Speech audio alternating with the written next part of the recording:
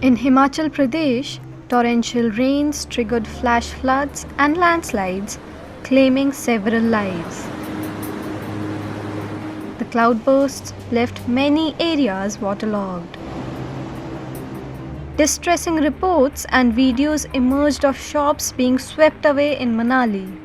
Vehicles parked along the Bias River were seen being carried off by flash floods in Kullu in Himachal Pradesh, one of the worst hit states. Nearly 200 rain-related deaths were reported and 31 people went missing during the past 41 days since the onset of the monsoon in Himachal Pradesh, the State Disaster Management Authority said.